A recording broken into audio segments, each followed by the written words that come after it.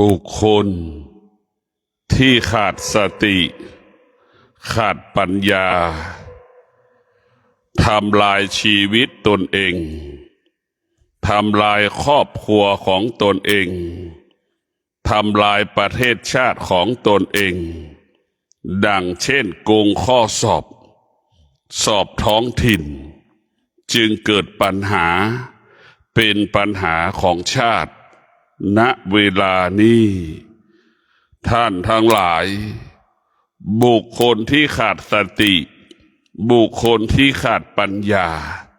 จึงพากันล่วงละเมิดศีลล่วงละเมิดศีลจึงเป็นเหตุให้เกิดปัญหาเป็นเหตุให้เกิดความทุกข์กับชีวิตของเราครอบครัวของเราประเทศชาติของเราท่านทั้งหลายการล่วงละเมิดศีลบ่อนทำลายความมั่นคงของชาติการล่วงละเมิดศีลเป็นการบ่อนทำลายเศรษฐกิจของชาติพวกเราพิจารณาดูว่าการบุคคลใดที่ล่วงละเมิดศีลแล้วจึงทำให้ชีวิตนั้นเป็นทุกข์คำสอนของพระพุทธเจ้าบอกให้เรารู้ว่าทุกอย่างมันอยู่ที่จิตมันไม่สามารถปกปิดความจริงได้ไม่สามารถปกปิดความจริงได้ทำดีก็ที่จิตทำความไม่ดีก็ที่จิตนายกนายขอไม่รับรู้พ่อแม่ไม่รู้แต่จิตของเรารู้ทำดีที่แจ้งทำดีกลางคืนกลางวันที่รับเราก็รู้อยู่แก่ใจของเราแต่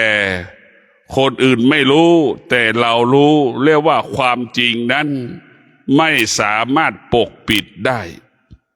ไม่มีใครสามารถปกปิดความจริงนั้นได้เพราะฉะนั้นพวกเราทั้งหลายได้โปรดพิจารณาว่าการได้ซึ่งวัตถุสิ่งของมาครอบครองการได้มาซึ่งฐานะตำแหน่งมาครอบครองเกิดจากการล่วงละเมิดศีลนั่นนำความทุกข์มาให้กับชีวิตนำความทุกข์ให้เกิดกับครอบครัวนำความทุกข์ให้เกิดกับประเทศชาติของเราเป็นปัญหาของชาติของเราดังเช่นโกงข้อสอบการสอบท้องถิ่นในเวลานี้เป็นทั้งระบบจึงทำให้ประเทศชาติของเรานั่นเสียหายมากมายมหาศาลได้คนโดยที่ไม่มีความสามารถในการมาทำงานให้กับชาติของเราได้คนโกงชาติตั้งแต่เลขหนึ่งก็คือการเริ่มต้นจะสอบก็โกงตั้งแต่ข้อสอบไม่มีความสามารถในการสอบเข้าก็ต้องไปอาศัยเจ้าหน้าที่ที่อำนวยความสะดวกให้กับเราเพื่อจะได้บรรจุเป็นข้าราชการท้องถิ่นแบบนี้พวกเราทั้งหลายชีวิตของเราอยู่ภายใต้การเปลี่ยนแปลงถ้าเรามีธรรมะเราก็มีสติเราจะคิดดีพูดดีทำดีถ้าเราขาดศีลสมาธิปัญญาไปแล้วเราจะทำสิ่งที่ไม่ดีดังคำว่าถ้าเราขาดศีลทำชั่วด้วยกายทำชั่วด้วยวาจาทำชั่วด้วยใจนี่แหละคือเราขาดศีลเราล่วงละเมิดศีลมันจึงทำให้เป็นเหตุเกิดความทุกข์มีหลายๆครอบครัวที่ประสบปัญหากินไม่ได้นอนไม่หลับกับปัญหาการสอบท้องถิ่นเป็นทุกข์กังวลใจกลัวเรื่องจะมาถึงตัวกลัวครอบครัวจะได้รับผลกระทบทำให้พ่อแม่นั่นเดือดร้อนชาติวงศ์ตระกูลเสียหาย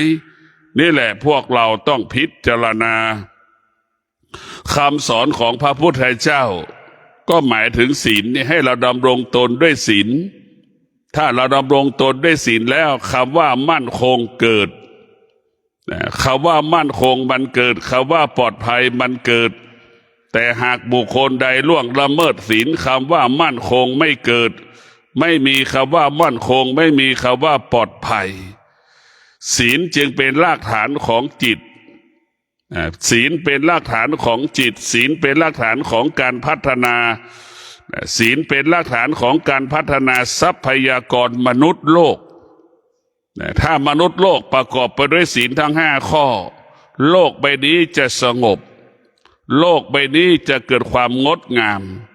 โลกใบนี้จะมีแต่สิ่งแวดล้อมที่ดีๆแต่พวกเราทั้งหลายพิจารณาธรรมะของพระพุทธเจ้าตอบโจทย์เราได้เมื่อเรามาปฏิบัติธรรมเท่านั้น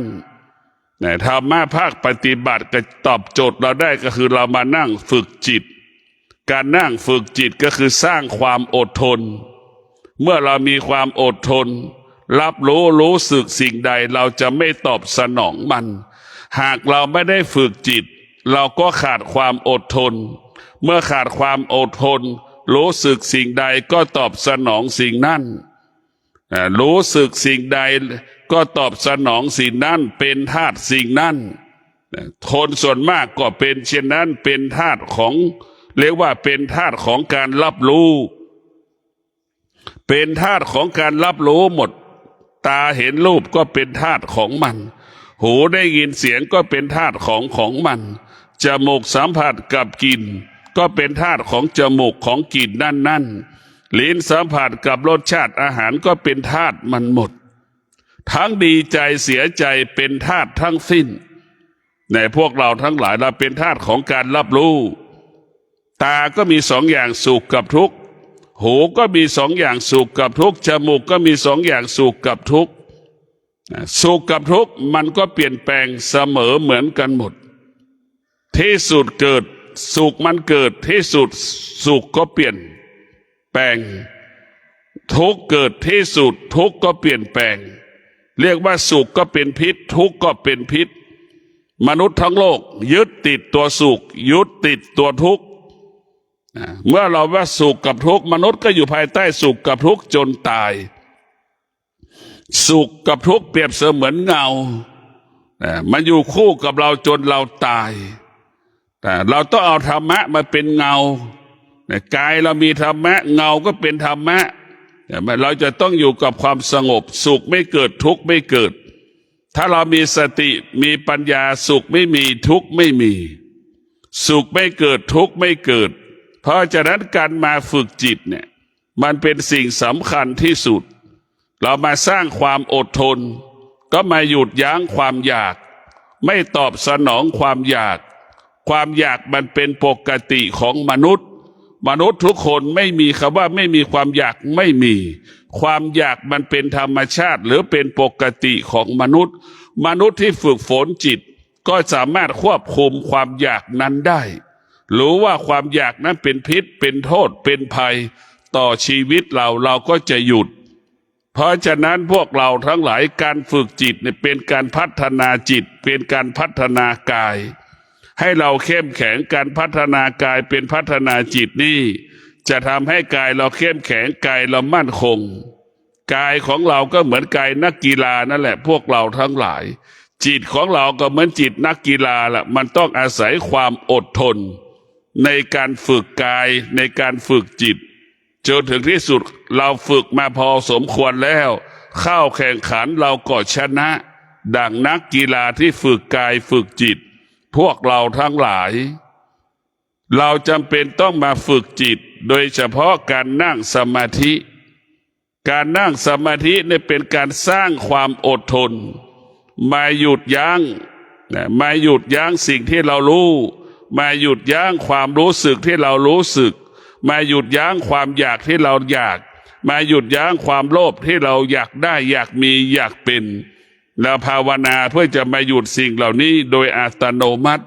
เมื่อเรามีความอดทนคำว่าความอยากจะไม่เกิดเมื่อเรามีความอดทนแล้วคำว่าความรู้สึกจะไม่เกิดถึงแม้เกิดเราก็สามารถควบคุมมันได้เมื่อสามารถควบคุมมันได้ผู้ที่ฝึกจิตเราก็เหมือนฝูงแกะพวกเราทั้งหลายจิตเราก็เหมือนฝูงแกะความอดทนก็เหมือนคนที่เลี้ยงแกะจะอยู่ในฝูงตลอดเวลา คนเลี้ยงแกะจะต้องอยู่ในฝูงเป็นแบบนั้นแหละพวกเราจิตเราจะต้องฝึกให้จิตนั้นมีความสงบสติก็เปรียบเสมือนคนเลี้ยงแกะคนควบคุมแกะความอดทนก็เปรียบเสมือนคนเลี้ยงแกะวิริยะภาคเพียรก็เปรียบเสมือนคนเลี้ยงแกะจึงเกิดคำว่าสติก็ดีความอดทนก็ดีวิริยะภาคเพียรก็ดีควบคุมจิตเหมือนเด็กเลี้ยงแกะควบคุมแกะไม่มีหมาป่ามากินแกะเห็นไหมออกคอกมา100 ตัวตอนเย็นก็เข้าครบ100 ตัวนั่นแหละคือสติแล้วก็ความอดทนวิริยะภาคเพียรเราจะให้ความสนใจใส่ใจแกะเหมือนเด็กเลี้ยงแกะนั่นแหละสนใจแกะดูแลแกะอย่างดีไม่ให้หมาป่ามากินเข้า100ออก100ออก100เข้า100ออก100เข้า100ทุกวันนี่แหละพวกเราทั้งหลายเราต้องมีสติและมีความอดทนมีวิริยะภาคเพียรควบคุมจิตเราต้องบังคับจิตเรามันเกเรจิตเรามันเกเรเหมือนลิงจิตเรามีกำลังเหมือนช้างจิตเรามันดุเหมือนเสือจิตมันบ่อนทำลายคุณภาพชีวิตเราเหมือนยุงเหมือนแมลงวันที่มันบินกวนใจเรานั่นแหละเหมือนยุงที่มันส่งเสียงดังอยู่ใบหูของเรานี่แหละพวกเราทั้งหลายจิตมันไม่สงบตรงกันข้ามเรามาฝึกจิตให้จิตของเราเนี่ยเหมือนลิงนอนหลับเราจะต้องฝึกจิตเราให้จิตเราสงบนิ่งเหมือนลิงนอนหลับในเราพิจารณาดูพวกเราทั้งหลายจะทำอย่างไรเราต้องมีสติมีความอดทนมีวิริยะภาคเพียรจึงสามารถทำให้จิตเราสงบเหมือนลิงนอนหลับนั้นได้ในพวกเราทั้งหลายเราต้องฝึกจิตเราให้เหมือนลิงนอนหลับ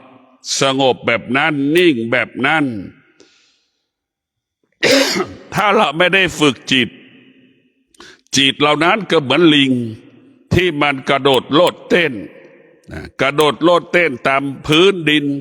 กระโดดโลดเต้นขึ้นกิ่งไม้จากกิ่งนี้ไปกิ่งโน้นกิ่งโน้นไปกิ่งนี้มันไม่มีความสงบเราจะเห็นว่าจิตเรามันเกเรเหมือนลิงเพชรบุรีเหมือนลิงลพบุรีเราไม่สามารถควบคุมมันได้ถ้าเราไม่ได้ฝึกจิตเราจะควบคุมมันไม่ได้เหมือนลิงเพชรบุรีเหมือนลิงลพบุรีนะพวกเราควบคุมมันได้ไหมเราควบคุมไม่ได้จิตไม่ได้ฝึกนี่เราจะไม่หยุดมันไม่ให้เราเมื่อเราไม่ได้ฝึกจิตเนี่ยจิตเราก็เป็นธาตุของการรับรู้ทั้งหมดเกิดความอยากเห็นไหมเกิดความอยากเกิดขึ้นแล้วความอยากได้วัตถุสิ่งของเนี่ยเราทำไม่ได้ไม่มีเงินซื้อเราก็จะไปขโมยอันนี้แหละคือความอยากมันเกิดขึ้นความอยากมันเกิดขึ้นก็ไปโกหกหลอกลวงเขาอีกอยากได้เงินเพื่อไปซื้อสิ่งนั้นสิ่งนี้ก็ไปหลอกสารพัดความหลอกจนถึงที่สุดเราก็หลอกเขาแล้วไม่ได้สิ่งนั้นท้ายสุดเราก็ถูกจับนี่แหละพวกเราทั้งหลายไม่ว่าทุกอย่างหนีความจริงไม่พ้นหนีความจริงไม่พ้นทำดีได้ดีทำชั่วได้ชั่วนี่คือความจริงพวกเราต้องพิจารณาเราฝึกจิตนี่มาอบรมจิตเราเพื่อมาหยุดความรู้สึกถ้าเรามีความรู้สึกมากเราก็อ่อนแอมากหวั่นไหวมากถ้าเราไม่มีความรู้สึกเราจะมั่นคงเราจะอยู่ทางสายเอกได้ระยะยาวถ้าเรามีความรู้สึกเมื่อไหร่มันจะอยู่ทางสายเอกไม่ได้เพราะฉะนั้นเราต้องมีชีวิตเหมือนสัตว์เห็นควายมันอยู่ได้ไม่มีถ้วยไม่มีช้อนไม่มีหมอนไม่มีมุ้งเราก็มีชีวิตเป็นแบบนั้นเราจะอยู่ได้แบบมีความสุขทุกวันนี้เราขาดสติขาดปัญญาไปสะสมสั่งสมวัตถุสิ่งของเช่นเสื้อผ้าของเรานี่เต็มไปหมดในห้องนอนบางคนห้องยังไม่พออีก2 ห้องเสื้อที่ซื้อมาใช้บางครั้งยังไม่ได้ใช้เลยบางครั้งก็ใช้ได้ไม่กี่ครั้งนี่แหละพวกเราให้ก็ไม่ให้ก็สะสมอยู่ตรงนั้นแหละใช้ก็ไม่ใช้หัวใจที่มันมีอวิชชามันจะเห็นสิ่งเหล่านี้ว่าเป็นของสวยของงาม คืออวิชชาเนี่ยมันจะสะสมความโลภความโกรธความหลงความอยากนะมีสร้างมโนขึ้นในอนาคตนะสร้างความรู้สึกนะให้เกิดขึ้นในอนาคตนะคนที่มีอนาคตจึงจะเป็นผู้ที่สะสมวัตถุสิ่งของต่างๆคิดถึงสิ่งนั้นคิดถึงสิ่งนี้จึงสร้างอนาคตคุณเช่นเรามีเสื้อผ้าเนี่ยก็เพื่อให้คิดถึงอนาคตไปงานตรงนั้นออกงานตรงนี้เนี่ยคิดถึงอนาคตจึงสะสมคนที่มีวิชาปัญญาจะไม่สะสมวัตถุสิ่งของใดๆนะจะอยู่กับความเป็นจริงเสื้อตัวไหนที่ใส่แล้วมันไม่ผิดการเวลาไม่ผิดกาลเทศะเราก็ใส่ได้ไม่จะเป็นต้องสวยงามไม่ต้องเป็นของใหม่ขอให้ถูกการเวลาเท่านั้นให้มันเกิดความเหมาะสมกับสถานที่บุคคลที่เราจะไปเท่านั้นแต่พวกเราทั้งหลายนี่แหละคือผู้ที่มีวิชาปัญญาเข้าใจความจริงแจ่มแจ้งเข้าถึงความจริงแจ่มแจ้งหลุดพ้นจากความจริงชัดเจนเพราะฉะนั้นพวกเราต้องมีสติในการดำเนินชีวิตของมนุษย์ทั้งหลายมันเป็นจิตของมนุษย์ทั้งหลายได้เป็นจิตที่อยู่ภายใต้ของธรรมชาติทั้งหมดจิตของเรามันได้อยู่ในธรรมไม่ได้ควบคุมจิตเราทุกวันนี้มีธรรมชาติควบคุมจิตเราหมดอยากได้อยากมีเนี่ยเป็นธรรมชาติสุขทุกข์ก็เป็นธรรมชาติเพราะเอาธรรมชาติมาควบคุมจิตเราเอาธรรมชาติมากำกับจิตเราจึงวกไปวนมาเหมือนหมาอยู่ในซอยไปอีกซอยหนึ่งก็ไม่ได้ก็ไปแค่หัวซอยท้ายซอยไปไหนไม่ได้นะวกไปวนมาแค่นั้นแหละพวกเราทั้งหลายถ้าเราฝึกจิตแล้วเราฝึกฝนจิตแล้วจิตเราจะเป็นอิสระเนี่ยพวกเราทั้งหลายไปได้ทุกที่เราฝึกจิตเราไปได้ทุกที่เป็นอิสระเพราะเรารู้กาลเวลารู้สถานที่ที่ควรอยู่ควรไปควรนั่งควรนอนควรเดินเนี่ยมันจะรู้เวลาของมันแต่ผู้ที่เจริญด้วยวิชาปัญญาจึงรู้ความจริงเห็นความจริงพวกเราต้องพิจารณาปลดเปลื้องความอยากออกไปจากจิตให้ได้ความอยากเหล่านี้แหละจึงทำให้เรานั้นเกิดความทุกข์ดังผู้ที่โกงข้อสอบท้องถิ่นเนี่ยเป็นทุกข์ทั้งหมดกลัวเขาจัดไปติดคุกหมดว่าใครที่ไปจ่ายเงินคนไหนรับเงินคนไหนจ่ายเงินคนไหนไปหาคนที่จะมาเอาเงินมาสอบทุจริตเนี่ยมันเป็นระบบมันผิดไปหมดพวกเราทั้งหลายมันเป็นความโลภเข้าไปครอบงำมันจึงทำให้เราเกิดความทุกข์เราต้องอยู่กับความเป็นจริงแต่พวกเราทั้งหลายความจริงก็อยู่กับความเป็นจริงก็คือความเป็นจริงก็ขอให้เราอยู่กับความเป็นจริงให้มากที่สุดความจริงนี่แหละจะทำให้เกิดคำว่ามั่นคงความจริงนี่แหละจะทำให้เกิดคำว่างอกงามความจริงนี่แหละจะทำให้ดวงจิตเราเบิกบานผ่องใสตลอดการเวลานะท่านทั้งหลายพิจารณาว่าธรรมะของพระพุทธเจ้าภาคปฏิบัติตอบโจทย์ชีวิตเราได้ตอบโจทย์ชีวิตเราโดยเฉพาะเราเป็นนักบวชเราจะต้องมีสติมากกว่าคนที่เป็นชาวบ้านหรือข้าราชการเป็นผู้นำชาวบ้านจำเป็นต้องมีสติมากกว่าชาวบ้านเพราะฉะนั้นพวกเราทั้งหลายข้าราชการทั้งหลายถือว่าเป็นผู้รู้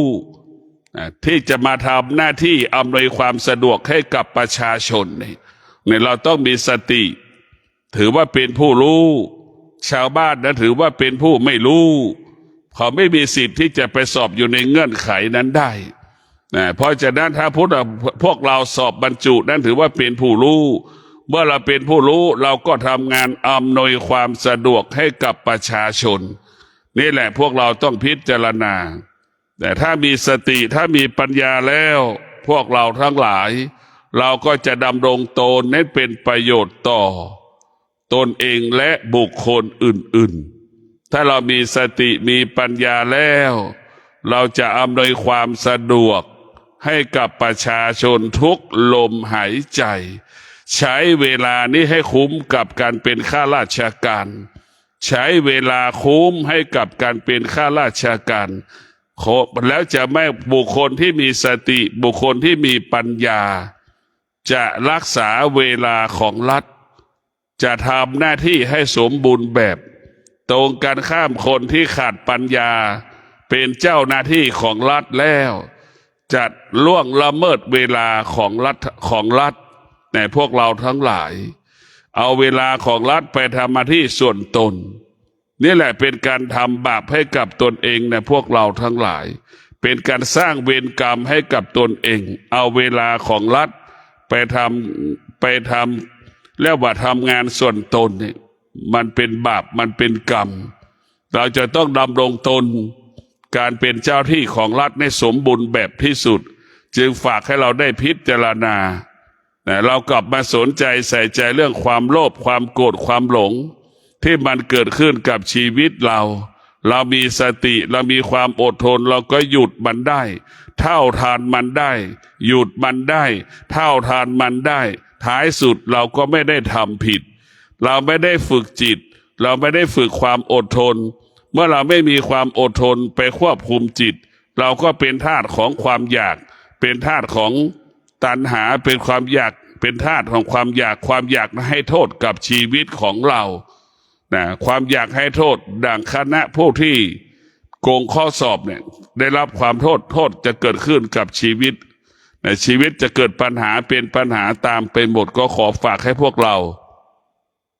ได้พิจารณาว่าโทษการทำผิดมันเป็นโทษอยู่แล้วตั้งแต่เราทำมันเป็นภัยต่อชีวิตตั้งแต่เราทำตั้งแต่เราคิดเพราะฉะนั้นผู้ที่มีสติมีปัญญาคิดก็ไม่คิดที่จะทำความว่าไม่ดีแต่ผู้ที่มีสติมีปัญญาจะคิดแต่คำว่าความดีตลอดเวลาอะไรที่มันเกิดความดีงามนั้นผู้ที่มีสติปัญญาก็จะทำและส่งเสริมตลอดการเวลาแต่พวกเราจะเห็นว่าเรามีสติเมื่อเรามีสติแล้วเราก็จะเกิดคำว่าทำดีด้วยกายทำดีด้วยวาจาทำดีด้วยใจ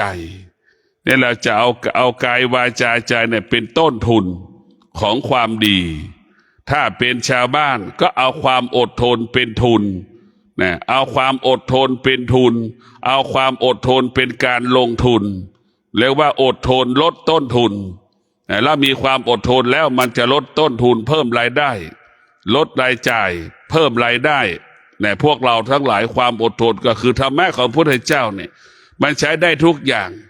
ถ้าพระพุทธเจ้าบรรลุธรรมด้วยใช้ความอดทนชาวบ้านจะมีกินได้ก็เพราะความอดทนเห็นไหมชาวบ้านจะมีเก็บได้ก็เพราะความอดทนนี่คือเป็นเรื่องง่ายๆพ่อแม่ครูบาอาจารย์หลวงปู่ม่านได้บรรลุธรรมเห็นธรรมได้ก็เพราะความอดทนนี่แหละคือความอดทนพ่อแม่เลี้ยงลูกประสบความสำเร็จได้ก็เพราะความอดทนเรามีกินมีใช้ได้ก็เพราะความอดทนนำมาซึ่งทรัพย์สมบัติและปัจจัยสี่คือธรรมะของพระพุทธเจ้าแล้วแต่เราจะเอาไปใช้ตรงไหนมันได้หมดมันเป็นประโยชน์หมดแม้กระทั่งชาวบ้านมันก็ไปใช้แม้กระทั่งคนกวาดพื้นคนกวาดพื้นถูพื้นเห็นไหมก็ต้องใช้ความอดทนจึงจะประสบคำว่าสำเร็จคนล้างห้องน้ำก็ต้องใช้ความอดทนไปล้างห้องน้ำอดทนมากเท่าไหร่เราก็ทำงานละเอียดปราณีตสุขุมรอบคอบมากเท่านั้นนี่คือกฎของธรรมะพวกเราทั้งหลายอดทนมากเท่าไหร่ก็ละเอียดปราณีตสุขุมรอบคอบมากเท่านั้นเมื่อเราละเอียดปราณีตสุขุมรอบคอบเราก็มีรายได้เพิ่มรายจ่ายก็ลดรายได้ก็เพิ่มเพราะอะไรเพราะว่าสินค้าถ้าเป็นสินค้ามีคุณภาพแต่พวกเราทั้งหลายเป็นที่ต้องการของตลาดมันเพราะความอดทนที่ทำให้เราเพิ่มรายได้ลดรายจ่ายและแสดงว่าความอดทนก็คือเป็นหลักของการแก้ปัญหาให้กับชีวิตเราอยู่เมื่อเรามีสติเราจะใช้เงินแบบประหยัดถ้าเราขาดสติเราจะใช้เงินแบบฟุ่มเฟือยสติมันจะบังคับให้เราอดทนสติได้จะบังคับให้เราอดทนสติจะบังคับให้เราประหยัดและขยันเนี่ยมันจะให้ประหยัดด้วยขยันด้วยแล้วจะได้มาการใช้เงินได้เงินใช้เงินแบบประโยชน์เกิดประโยชน์ต่อ การดำเนินชีวิตของเราคนส่วนมากขาดสตินะขาดสติก็คือเพิ่มค่าใช้จ่ายให้กับตัวเองตลอดเวลาท้ายสุดกลายเป็นคนยากจนนะพวกเราก็พิจารณาดูว่าเป็นจริงหรือเป็นเท็จอดทนมีกินขาดความอดทนไม่มีกินแต่มาขาดความอดทนไม่สามารถประสบความสำเร็จได้ถ้าเราขาดความอดทนเราไม่สามารถมีความสุขได้นะถ้าเราขาดความอดทนก็ขาดความสุขเรามีความอดทนเราก็มีความสุขนะพวกเราต้องพิจารณาความอดทนเนี่ยมันจะหยุดนะความอดทนเนี่ยจะหยุดความโลภความโกรธความหลงหยุดความอยากไม่ให้เราไปทำอะไรเกินความสามารถนะไม่ใช่ของเรามันจะทำอะไรว่าสติกับความอดทนให้เรารู้จักบทบาทหน้าที่ของเราให้เราทำหน้าที่ของเราบทบาทหน้าที่ของเราให้เกิดคำว่าสมบูรณ์แบบนี่แหละพวกเราต้องพิจารณาชีวิตของเราอยู่ภายใต้การเปลี่ยนแปลงการเปลี่ยนแปลงก็มีกับเป็นการเปลี่ยนแปลงประกอบไปด้วยศีลสมาธิปัญญาการเปลี่ยนแปลงนั้นจะไปสู่แดนแห่งธรรมการเปลี่ยนแปลงเกิดจากการล่วงละเมิดศีลขาดสมาธิขาดปัญญาการเปลี่ยนแปลงก็อยู่ในโลกียะดังมนุษย์ส่วนมากอยู่ในโลกียะมันอยู่สภาพเดินตั้งแต่เกิดจนตายถ้าเราไม่มีศีลไม่มีสมาธิไม่มีปัญญาเราไม่สามารถออกจากโลกียะนี้ได้โลกใบนี้เรียกว่าโลกอยู่ภายใต้การเปลี่ยนแปลงคือโลกของโลกียะเป็นพื้นที่ที่อยู่แล้วเกิดการเปลี่ยนแปลงโลกของธรรมะเรียกว่าโลกโลกุตตรธรรมเป็นพื้นที่ที่อยู่แล้วไม่มีการเปลี่ยนแปลงเป็นพื้นที่อยู่แล้วกายวาจาใจสงบพวกเราเลือกเอาว่าเราจะอยู่กับสิ่งที่มันเปลี่ยนแปลงหรือเราจะอยู่กับสิ่งที่มันไม่เปลี่ยนแปลงเราอยู่ภายใต้สิ่งที่มันเปลี่ยนแปลงการเปลี่ยนแปลงเป็นเหตุให้เกิดความทุกข์แต่ถ้าเราไปอยู่กับสิ่งที่ไม่เปลี่ยนแปลงมันจะไม่เกิดความทุกข์เพราะมันหลุดเรียกว่ามันอยู่เหนือการเปลี่ยนแปลงแล้วแต่คนส่วนมากอยู่ภายใต้การเปลี่ยนแปลงมันจึงเกิดสุขทุกข์ทุกวันสุขทุกข์จึงมีค่า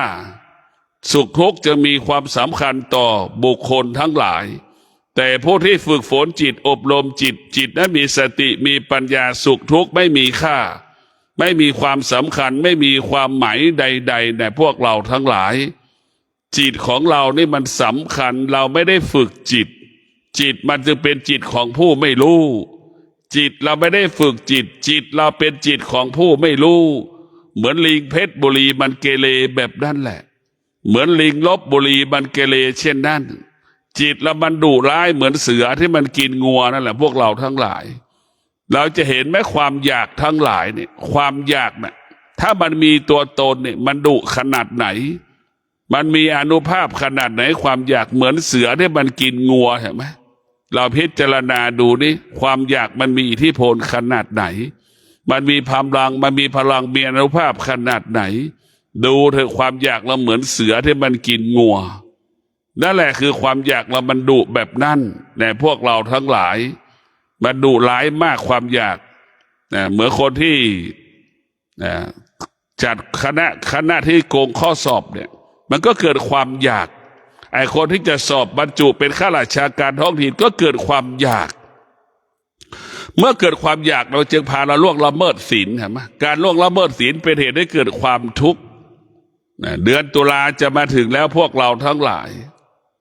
เดือนตุลาใกล้มาแล้วการได้มาซึ่งฐานะตำแหน่งการได้มาซึ่งฐานะตำแหน่งครอบครองตำแหน่งเนี่ยในเดือนตุลาที่จะมี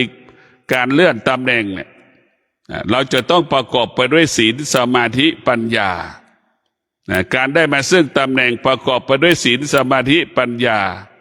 เราได้เพราะความสามารถของเรามีศักยภาพเราจึงได้ตำแหน่งนี้มาเมื่อได้มาแล้วก็เป็นที่ยอมรับของคนทุกคนตรงกันข้ามบุคคลที่ได้ตำแหน่งเกิดจากการล่วงละเมิดศีลสมาธิปัญญาการได้มาซึ่งตำแหน่งนั้นไม่ชอบด้วย มันชอบได้กฎหมายแต่มันล่วงละเมิดศีลห้าเนี่ยมันชอบได้กฎหมายแต่มันล่วงละเมิดศีลห้าการได้มาซึ่งตำแหน่งนั้นจึงประสบปัญหาเป็นปัญหาดังทุกวันนี้ที่เราเห็นอยู่เหมือนพวกเราต้องพิจารณามันชอบได้กฎหมายแต่มันล่วงละเมิดศีลห้าเราจะเห็นว่าศีลห้ามันยิ่งใหญ่กว่ากฎหมายนะกฎหมายมันเป็นเรื่องของมนุษย์คิดขึ้นแต่ศีลห้าไม่มีใครคิดเนี่ยไม่มีใครคิดมันอยู่ที่จิตเราศีลห้ามันอยู่ที่จิตกฎหมายมันอยู่ที่กระดาษ A4 มันแตกต่างกันยังไงศีลห้าอยู่ที่กายของเรากระทำเมื่อไหร่เราทำดีเราก็ได้ดีเราทำชั่วก็ได้ชั่วนั่นแหละคือศีลอยู่ที่กายกับจิตเรากระทำการใดๆด้วยศีลแล้วมันก็มั่นคงเราทำการใดๆแล้วปราศจากศีลชีวิตเราก็ไม่มั่นคงในเราพิจารณาหลักธรรมคำสอนของพระพุทธเจ้าเดี๋ยวว่าศีลนั้นมันเปรียบเสมือนเสาของบ้านศีลมันจึงเป็นหลักให้กับชีวิตใดมีศีลชีวิตนั้นจะมั่นคงชีวิตนั้นจะปลอดภัยเหมือนบ้านหลังไหนที่มีเสาบ้านนั้นก็มั่นคงบ้านนั้นก็ปลอดภัยนี่แหละพวกเราบ้านจะเป็นบ้านได้ก็เพราะเสานั่นแหละชีวิตเราจะเจริญรุ่งเรืองได้ก็เพราะศีลนี่แหละชีวิตเราจะเป็นคนได้ก็เพราะเรามีศีลนี่แหละเราเป็นคนไม่ได้ก็เพราะเราล่วงละเมิดศีลเนี่ยลูกขี้เหล้าอย่างนี้ไม่ได้เป็นคนสักทีใช่ไหมไม่ได้เป็นลูกแม่สักทีแม่ไม่ยอมรับคนที่ดื่มเหล้าเป็นลูกนะพวกเราทั้งหลายพิจารณาดูเราจะเป็นคนเมื่อเรามีศีลเราจะเป็นผีเป็นคนบ้าเป็นคนไม่ดีเมื่อเราไม่มีศีลเท่านั้นนะพวกเราศีลนี่สำคัญที่สุดเรียกว่าศีลนั้นการันตีคนว่าคนนี้เป็นคนดีไม่ใช่กฎหมายนะการันตีว่าคนนี้เป็นคนดีไม่ใช่กฎเกณฑ์กติกาว่าคนนี้เป็นคนดีศีลต่างหากนะใครดำรงตนได้ศีลทุกคนรู้อยู่แก่ใจรู้อยู่แก่ใจนะเพราะฉะนั้นศีลเป็นเรื่องของการมันเป็นความจริงของชีวิตนะมันเป็นความจริงของชีวิตส่วนกฎหมายเป็นความจริงของสังคมคนทำผิดก็ยังติดคุกได้คนที่ทำความผิดก็ติดคุกได้และไม่ติดคุกก็ได้คนที่ทำดีติดคุกก็ได้ไม่ได้ติดคุกก็ได้นี่คือเป็นเรื่องของสังคมแต่ความจริงนั้นเรารู้ตั้งแต่วันแรกแล้วว่าเราทำจริงหรือไม่จริงทำผิดหรือทำถูกดังผู้ที่โกงข้อสอบท้องถิ่นนี่หรือผู้คิดค้นที่จะโกงข้อสอบนี่ก็รู้อยู่แก่ใจว่าเราทำความจริงที่เราทำนั้นเรารู้อยู่ในใจเราอยู่ตลอดเวลาโดยเฉพาะจิตเนี่ยมันทำผิดตั้งแต่ไม่ได้กัดมันไม่ได้มันทำผิดก่อนที่กายมันจะทำจิตเนี่ยมันทำผิดก่อนกายนะเนี่ยพวกเราทั้งหลายกายเนี่ยเป็นธาตุของจิตเราจะเห็นว่ากายเนี่ยมันเป็นธาตุของจิตมันทำผิดก่อนมันคิดอย่างนี้คิดอย่างนี้คิดอย่างนี้มันถึงพากายไปกระทำเนี่ยพวกเราทั้งหลายถ้ากายกับจิตมันไม่รวมกันเป็นหนึ่งมันก็จะพากันทำผิดถ้ากายกับจิตรวมกันเป็นหนึ่งมันจะทำแต่ความดีงามเท่านั้นมันจะสร้างสรรค์เท่านั้นมันจะพัฒนาเท่านั้นนะพวกเราทั้งหลายกายกับจิตรวมกันเป็นหนึ่งมันจะมีแต่คำว่าความดีงามความงอกงามเกิดขึ้นกับชีวิตของตนในพวกเราต้องพิจารณาทุกวันว่าความจริงมันเป็นแบบนี้ความจริงความไม่เป็นจริงมันเป็นแบบนี้เราต้องมีสติที่จะแก้ไขและพัฒนาชีวิตของเราเช่นวันนี้เรามีสติและมีความอดทนเราจะไม่ให้คำว่าโมโหหงุดหงิดเกิดขึ้นกับตาหูจมูกลิ้นกายใจของเรานี่เราจะไม่ให้ความโมโหหงุดหงิดเกิดขึ้นที่ตาหูจมูกลิ้นกายใจถึงแม้มันเกิดขึ้นเราจะระงับเราจะยุติมันไม่ให้มันเกิน1 นาที2 นาทีเท่านั้นให้มันเป็นปกติถ้าเรามีสติเราก็จะควบคุมความว่าโมโหหงุดหงิดนั้นได้ นี่แหละเรามีสติที่จะพัฒนาชีวิตตนเองแต่เราจะเป็นอย่างนี้ทุกวันทุกวันทุกวันทุกวันพวกนี้เราก็จะมีสติเราจะไม่ให้สุขมันเกิดเราจะไม่เป็นทาสของความสุขนี่เราจะมีสติรู้เราจะเป็นอย่างนี้ทั้งวันสุขที่ไหนตาหูจมูกลิ้นกายใจเราจะไม่สุขมันเกิดถึงแม้สุขมันเกิดเราก็จะระงับจะยุติมันให้มันมีระยะเวลาอันสั้นนี่แหละคือการพัฒนาจิตเรานี่คือการพัฒนากายของเราอีกวันหนึ่งเราก็มีสติอีกมีสติพัฒนาตนเองวันนี้เราจะไม่ให้ความทุกข์มันเกิดความทุกข์เกิดที่ไหนที่ตาหูจมูกลิ้นกายใจเราก็มีสติที่จะควบคุมตาหูจมูกลิ้นกายใจที่เป็นเหตุให้เกิดความทุกข์หรือเป็นตัวเชื่อมโยงให้เกิดความทุกข์เรารู้ว่าเป็นศูนย์กลางของความทุกข์ตาหูจมูกลิ้นกายใจเป็นศูนย์กลางของความทุกข์เป็นศูนย์กลางของความสุขเป็นศูนย์กลางของการทำชั่วทำดีอยู่ที่ตาหูจมูกลิ้นกายใจมีเงินหมื่นล้านแสนล้านก็อยู่ที่ตาหูจมูกลิ้นกายใจหมดเนื้อหมดตัวก็อยู่ที่ตาหูจมูกลิ้นกายใจจะฆ่าตัวตายจะกินยาตายจะทำลายตัวเองก็อยู่ที่ตาหูจมูกลิ้นกายใจมันเป็นพิษมันเป็นภัยต่อเราถ้าเราไม่ฝึกตาหูจมูกลิ้นกายใจให้เป็นหูผู้รู้ให้เป็นตาผู้รู้เป็นจมูกผู้รู้พวกเราทั้งหลายเป็นลิ้นผู้รู้กายผู้รู้จิตผู้รู้เราจะต้องมาฝึกจิตให้ตาเราเป็นผู้รู้มันจะไม่หลงในสุขในทุกข์มันจะไม่หลงในความโลภความโกรธความหลงหูก็เป็นเช่นนั้นจมูกก็เป็นเช่นนั้นลิ้นก็เป็นเช่นนั้นกายก็เป็นเช่นนั้นลิ้นเราก็เป็นเช่นนั้นพวกเราทั้งหลายเราจะไม่มีคำว่าถ้าเราฝึกแล้วความโลภความโกรธความหลงมันเกิดเราก็สามารถหยุดมันได้ยับยั้งมันได้จึงฝากให้เราได้พิจารณาว่าชีวิตของเรานั้นอยู่ภายใต้การเปลี่ยนแปลงของความโลภความโกรธความหลงเรามีสติมีปัญญาเราจะอยู่เหนือการเปลี่ยนแปลงของความโลภความโกรธความหลงเราจะสามารถควบคุมมันได้สติสมาธิปัญญาเปรียบเสมือนคนขับรถนะพวกเราทั้งหลายจิตเราก็เปรียบเสมือนรถเห็นไหมสติสมาธิปัญญาเหมือนคนขับรถจิตเราก็เหมือนรถถ้าบุคคลที่มีสติมีสมาธิมีปัญญาขับรถก็บรรลุเป้าหมายถึงเป้าหมายเรียกว่าปลอดภัยสัตว์ง่ายสะดวกปลอดภัยคนนั่งมีความสุขฉันใดเรามีสติเรามีสมาธิมีปัญญาจิตเราเกิดความสงบจิตเรามีความสุขฉะนั้นพวกเราทั้งหลายเราต้องฝึกฝนจิตของเราจิตของเราก็ประกอบไปด้วยตาหูจมูกลิ้นกายใจจิตของเราประกอบไปด้วยสิ่งเหล่านี้แต่ถ้าไม่มีสิ่งเหล่านี้เราจะไม่มีจิตจิตมันต้องอาศัยกายกายก็ต้องอาศัยจิตมันจึงเกิดคำว่าเป็นคนขึ้นมาแต่พวกเราทั้งหลายเดี๋ยวแล้วเมื่อเรารู้แล้วว่าตาหูจมูกลิ้นกายใจเป็นส่วนหนึ่งของจิตเป็นเครื่องมือของจิตเนี่ยพวกเราทั้งหลายเราจะฆ่าเขา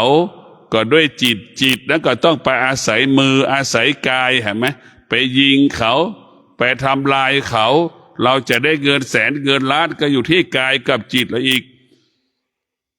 อยู่ที่กายของเราเอาร่างกายของเราไปทำงานเราก็ได้เงินแสนเงินล้านถ้าจิตเรามีสติมีปัญญาเราก็ทำดีด้วยกายได้เงินแสนเงินล้านหมื่นเงินแสนเงินล้านละหลายล้านละหลายหมื่นก็เกิดจากร่างกายของเราทั้งหมดเราหมดเนื้อหมดตัวไปประกอบอาชีพธุรกิจเพราะกายกับจิตเราไม่มีศีลไม่มีสมาธิไม่มีปัญญาทำอะไรไม่ประสบความสำเร็จทำอะไรก็เกิดแต่ความทุกข์ทรมานลำบากไม่ชนะไม่สำเร็จสักทีก็เพราะเราขาดสติขาดปัญญาขอให้ท่านทั้งหลายได้โปรดพิจารณาว่ากายของเราก็ดีจิตของเราก็ดีมันต้องอาศัยศีลสมาธิปัญญาทำให้จิตมีความสุขกายมีความสุขกายก็สงบจิตก็สงบเมื่อกายกับจิตประกอบไปด้วยศีลสมาธิปัญญามันมีความสุขดังแม่อยู่กับลูกเหมือนลูกอยู่กับแม่ เหมือนสามีภรรยาอยู่ร่วมกันเป็นเช่นนั้นและความสุขพวกเราทั้งหลายเรามีสติฝึกฝนจิตสร้างความอดทนให้กับชีวิตของเรานะเราต้องสร้างความอดทนให้กับชีวิตของเราถ้าเรามีความอดทนมากเท่าไหร่ความสำเร็จก็เกิดขึ้นมากเท่านั้นความอดทนอยู่ที่ไหนอยู่ในกายเราเรียกมาใช้ได้ชั้นหนึ่งธรรมะเนี่ยพวกเราทั้งหลายมันเป็นเครื่องมือของชีวิตชั้นหนึ่งไม่เป็นโทษไม่เป็นพิษต่อเราเลยมันเกิดประโยชน์ต่อเราทุกขนาดลมหายใจรถก็อยู่เราซื้อมาก็อยู่ที่ใต้ถุนบ้านเห็นไหมครอบครองไม่ได้แต่ธรรมะเราครอบครองได้เพราะมาอยู่ที่กายเราสร้อยคอเครื่องประดับต่างๆแล้วก็ครอบครองมันได้แค่บางเวลาแต่ธรรมะมาอยู่ที่กายกับจิตครอบครองมันได้ตลอดเวลานะพวกเราเห็นมันต่างกันยังไงเห็นได้ว่าธรรมะเราครอบครองภรรยาเราได้แค่บางเวลาเราครอบครองภาษามีได้แค่บางเวลาครอบครองลูกได้แค่บางเวลาแต่ธรรมะเราครอบครองได้ตลอดเวลาดังคำว่าสามีครอบครองธรรมะเท่ากับสามีครอบครองภรรยาตนเองภรรยาครอบครองธรรมะเท่ากับครอบครองหัวใจสามีของตนเองพ่อแม่พวกเราทั้งหลายนี่คือความจริงเราครอบครองธรรมะครอบครองกายของเราจิตของเรานี่แหละเท่าเรานั้นเราจะชนะใจ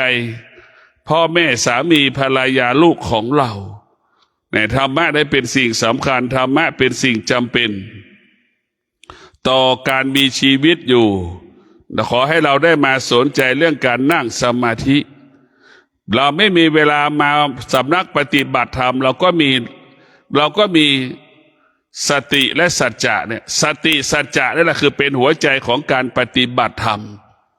สติสัจจะนั่นคือเป็นสถานที่ปฏิบัติธรรมที่ดีที่สุด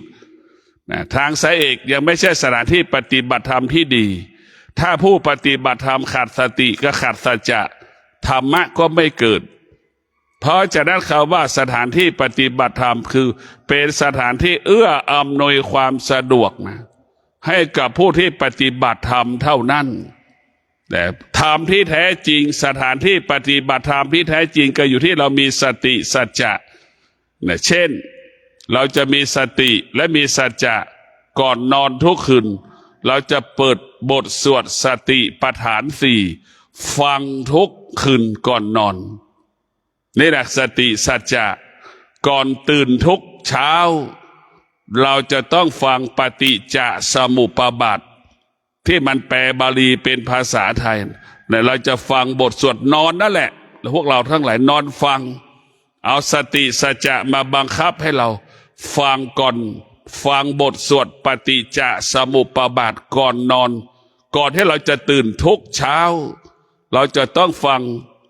ปฏิจจสมุปบาททุกเช้านี่แหละสติสัจจะคือพระพุทธเจ้าพ่อแม่ครูบาอาจารย์อยู่ที่สติสัจจะธรรมะก็อยู่ที่สติสัจจะถ้าเราไม่มีสติไม่มีสัจจะธรรมะก็ไม่เกิดถ้าเราไม่มีสติไม่มีสัจจะพ่อแม่ครูบาอาจารย์ก็ไม่อยู่กับเราไม่ส่งเสริมเราถ้าเรามีสติมีสัจจะแล้วพ่อแม่ครูบาอาจารย์ก็จะส่งเสริมเรายามใดที่เรามีปัญหาพ่อแม่ก็สามารถช่วยเรารับภาระแก้ปัญหาให้กับเราได้ในพวกเราทั้งหลายสติสัจจะเป็นหลักของการพัฒนาเราจะบอกว่าเราไม่มีธรรมะของพระพุทธเจ้าไม่จะเป็นต้องนั่งสมาธิไม่ต้องมีห้องพระธรรมะอยู่ที่กายกับจิตสิ่งที่สำคัญที่จะต้องเข้าถึงธรรมะคือสติกับสัจจะทุกเช้าข้าพเจ้าจะต้องฟังสติปัฏฐานสี่ก่อนตื่นทุกวันข้าพเจ้าจะต้องฟังปฏิจจสมุปบาทบทสวดเนี่ยทุกวันจนครบ1 เดือนอย่างเงี้ยเราทำครบ1 เดือนระหว่างเราฟังทุกวันเราก็มีสติทุกวันเราก็จะรู้ความจริงทุกวันว่าสิ่งที่ธรรมะที่พระพุทธเจ้าเทศนานั้นเป็นบทสวดปฏิจจสมุปบาทแปลเป็นภาษาไทยนะสติปัฏฐานสี่ก็แปลเป็นภาษาไทยแล้วก็ฟัง นอนฟังไม่ใช่ฟังคำบรรยายแปลบาลีเป็นภาษาไทยเหมือนเราฟังพระพุทธเจ้านั่นแหละพวกเราต้องมีสติสัจจะวิริยะขันติในดำเนินชีวิตของเราด้วยสติสัจจะวิริยะขันติชีวิตเราจะบรรลุเป้าหมายด้วยสติสัจจะวิริยะขันตินี่แหละจึงมีอานุภาพมากจึงฝากให้เราได้มีสติที่จะแก้ไขความโลภความโกรธความหลงเรามีสติที่จะหยุดยั้งความโลภความโกรธความหลงความทุกข์ก็ไม่เกิดเพศภัยก็ไม่เกิดแต่ความสงบสุขเกิดแต่ความสุขเมื่อเราหยุดความโลภความโกรธหลงได้ชีวิตเราก็เป็นอิสระชีวิตเราก็เป็นอิสระเหมือนนกบินกลางอากาศมันเป็นอิสระเช่านั้นเวลานี้เราเป็นทาสของการรับรู้เราไม่ต้องพูดเรื่องกิเลสนะเป็นทาสของการรับรู้ก็พอสุขมันกับทุกข์เนี่ยมันเป็นธาตุของสองตัวนี้เมื่อเราเป็นธาตุเราไม่สามารถเอาสุขออกจากกายจากจิตได้เราก็จะทุกข์ตลอดชีวิตถ้าเราสามารถเอาสุขกับทุกข์ออกจากชีวิตเราได้เราจะไม่สุขเราจะไม่ทุกข์เราจะมีแต่คำว่าว่างเปล่าเท่านั้นจิตใจเราจะมีแต่คำว่าว่างเปล่าเท่านั้นเวลานี้จิตของเรามันเต็มไปด้วยความสุขความทุกข์หัวใจเรามันไม่ว่างเดี๋ยวก็สุขเดี๋ยวก็ทุกข์เดี๋ยวพอใจเดี๋ยวไม่พอใจวกไปวนมากับเรื่องเดิมๆซ้ำๆจนเราตายผู้ที่ฝึกจิตเพื่อจะปลดเปลื้องความสุขความทุกข์ออกไปจากจิตให้จิตเราปราศจากสุขกับทุกข์ให้จิตเราเป็นอิสระไม่มีสุขไม่มีทุกข์เรียกว่าจิตมันว่างตรงนี้แหละสำคัญที่สุดฝึกจิตให้จิตเราว่างเหมือนจิตทารกแรกเกิดไม่ให้กายเราว่างเปล่าปราศจากเสื้อผ้าติดตัวเหมือนทารกแรกเกิดแต่ทุกวันนี้เราพิจารณาดูจิตใจเราลกลุงลังเหมือนถังขยะใช่ไหมเต็มไปด้วยขยะกองขยะเทศบาลนั่นแหละจิตใจเราลกลุงลังแบบนั้นกายของเราก็เปื้อนเปื้อนไปด้วยเต็มไปด้วยเสื้อผ้าเห็นไหมแต่เสื้อผ้าคนไม่ต่ำกว่า10 ตัว20 ตัว50 ตัว100 ตัวเห็นไหมมันลกลุงหลังกายเราก็ลกลุงหลังจิตเราก็ลกลุงหลังเพราะจิตเราเป็นผู้ไม่รู้ไปสะสมสิ่งที่รู้นั่นแหละพวกเราขอให้พวกเราทั้งหลายได้มีสติอยู่กับความเป็นจริงมีสติอยู่กับความเป็นจริงก็คืออยู่กับความอดทนอยู่กับวิริยะภาคเพียรที่เราจะต้องใช้อยู่ตลอดเวลาความอดทนเป็นเครื่องมือชั้นหนึ่งวิริยะภาคเพียรก็เป็นเครื่องมือชั้นหนึ่งจึงทำให้เรานั้นสุขเพราะความอดทนเรามีความสุขได้เพราะวิริยะภาคเพียรแก้ปัญหาสำเร็จได้ก็เพราะความอดทนและวิริยะภาคเพียรเราจะพัฒนาสำเร็จได้ก็เพราะความอดทนและวิริยะภาคเพียรนี่แหละขอให้พวกเราทั้งหลายมีสติคิดสิ่งใดก็สำเร็จพูดสิ่งใดก็สำเร็จทำการใดๆก็สำเร็จผู้ที่มีสติมีพลังดั่งเสือไปพูดไปเจรจาสื่อสารกับบุคคลใดเราก็จะมีพลังเหมือนเสือคนที่เราไปพูดไปคุยก็เป็นงัวเราไปพูด10 ครั้งเราก็ชนะ10 ครั้งสำเร็จ10 ครั้งเพราะเรามีพลังของสติพลังของสมาธิพลังของปัญญานั้นมันมีอานุภาพดังเสือเราไปพูดเราไปคุยเรามีพลังดังเสือแล้วเราก็ชนะคนที่เราจะไปพูดไปคุยคนที่ไปพูดไปคุยกลายเป็นงัวถูกเสือกินหมายความว่าเราไปพูดกับบุคคลที่เรามีพลังไปคุยกับคนที่ไม่มีพลังคนที่ไม่มีพลังก็คือเสือคืองัวคนที่มีพลังก็คือเสือเราจะชนะเราจะสำเร็จดังคำว่าอดทนชนะสำเร็จอายุวันโนสุขังพลัง